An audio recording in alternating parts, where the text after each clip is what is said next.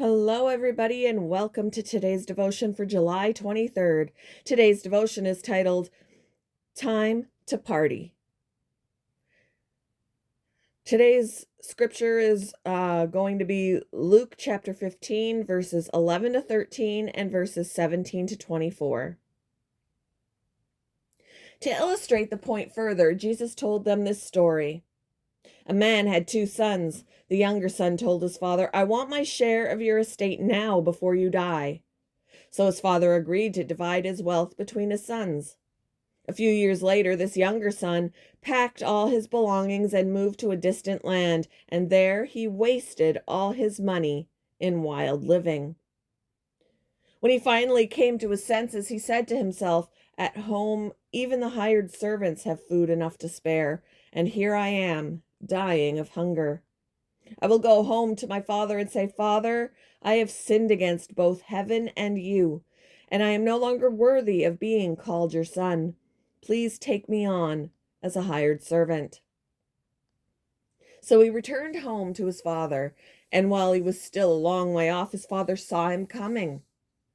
Filled with love and compassion, he ran to his son, embraced him, and kissed him. His son said to him, "Father, I have sinned against both heaven and you, and I am no longer worthy of being called your son." But his father said to the servants, "Quick, bring the finest robe in the house and put it on him. Get a ring for his finger and sandals for his feet, and kill the calf we have been fattening. We must celebrate with a feast, for this son of mine was dead and has now returned to life. He was lost, but now he is found." So the party began. Meanwhile, the older son was in the fields working. When he returned home, he heard music and dancing in the house. Our former church in Virginia held baptisms in the Rivanna River, where often the sunshine is warm, but the water is frigid. After our Sunday service, we'd load into our cars and caravan to a city park where neighbors tossed frisbees and kids mobbed the playground. We were quite a spectacle traipsing to the river's edge. Standing in the icy water, I would offer scripture and immerse those being baptized into this tangible expression of God's love. As they emerged, soaked to the bone, cheers and clapping erupted. Climbing up the bank, friends and family enveloped the newly baptized in hugs, everyone getting drenched.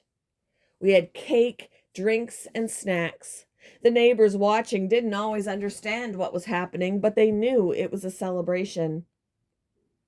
In Luke chapter 15, Jesus' story of the prodigal son reveals that it's cause for celebration whenever someone returns home to God.